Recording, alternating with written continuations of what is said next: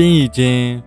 င်းကိုဖျက်ဆီးပါမဟုတ်ပါကတင့်ကိုဖျက်ဆီးပါလိမ့်မယ်ဘဝမှာလူတိုင်းဒီပါကြုံတွေ့ရတဲ့အရာတစ်ခုကတော့ပြင်းရည်ချင်းပါပဲတခါတရံမှာပင်ပန်းလို့နားကျင်တာမျိုးအာရင်မရှိလို့ဘာမှမလုပ်ချင်တာမျိုးဖြစ်တတ်ပါတယ်ဒါပေမဲ့ဒီပြင်းရည်ချင်းကအကျင့်တစ်ခုလိုဖြစ်လာပြီးတော့တင်ဘဝကိုလွှမ်းမိုးလာပြီဆိုရင်တော့အန္တရာယ်ရှိလာပါပြီပြင်းချင်းဆိုတာတင်းရဲ့အိမ်မက်တွေကြီးမန်းချက်တွေရဲ့အကြီးမားဆုံးရန်သူပါတင်တခုခုကိုလှုပ်ချင်ပေမဲ့နောက်မှလှုပ်မယ်ဆိုပြီးအချိန်ဆွဲနေမယ်ဆိုရင်ဒါမှမဟုတ်စတင်ဖို့တောင်အားထုတ်မှုမလုပ်ဘူးဆိုရင်တင်းရဲ့အခွင့်အလမ်းတွေဟာတဖြည်းဖြည်းနဲ့ပျောက်ဆုံးသွားပါလိမ့်မယ်ပြင်းချင်းကတင့်ကိုနောက်ကျကြံခဲ့စေပြီးတော့တိုးတက်မှုတွေကိုပိတ်ဆို့ထားပါလိမ့်မယ်ရေစီးကြောင်းအတိုင်းလိုက်ပါနေတဲ့တက်ကိုင်းတစ်ကိုင်းလိုဘာမှမလုပ်ဆောင်ပဲမျောပါနေတာဟာတကယ်တမ်းကျတော့ဘဝကိုဆုံးရှုံးနေတာနဲ့အတူတူပါပဲ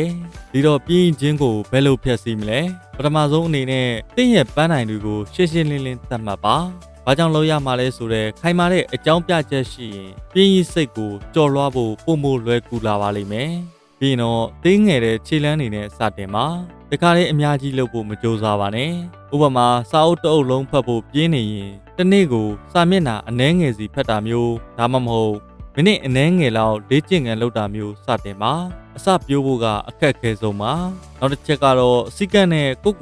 ထိန်ချုပ်ပါအလုပ်တွေကိုအချိန်မဆွဲဘဲနဲ့ချက်ချင်းလှုပ်ဆောင်ပါ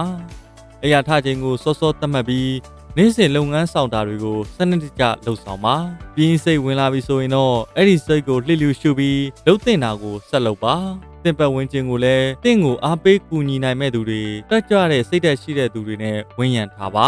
ပြောရရင်တော့ပြင်းချင်းဆိုတာတင်းဘွားရဲ့အိမ်မက်တွေကိုခြေဖြတ်ပြစ်နိုင်တဲ့တိတ်ဆိတ်တဲ့ရန်သူတစ်ယောက်ပါပဲဒီနေ့စတင်တိုက်ထုတ်လိုက်ပါတင်ကိုတင်တန်မိုးထားပြီးဘဝမှာအောင်မြင်ခြင်းနဲ့ဆိုရင်တော့ပြင်းရင်ချင်းကိုအမြင့်ပြတ်ဖျက်ဆီးပြရပါမယ်တင်သာအားထုတ်ကြိုးပမ်းမယ်ဆိုရင်တင့်ရဲ့အလားအလာတွေဟာအကန့်အသတ်မရှိပါဘူးပြင်းရင်ချင်းကိုဖျက်ဆီးပါမဟုတ်ပါကတင့်ကိုဖျက်ဆီးလိုက်မယ်ဆိုတဲ့စကားကိုအမြဲတတိယပြီးဘဝကိုအကောင်းဆုံးပုံစံနဲ့ဖြတ်တန်းကြပါစို့ဒီစာလေးကမိတ်ဆွေတွေအတွက်အကျိုးရှိတယ်ဆိုရင်တော့ follow လေးလုပ်ပြီး share လေးပေးဖို့မမေ့ပါနဲ့နော်အားလုံးကိုကျေးဇူးတင်ပါတယ်ခင်ဗျာ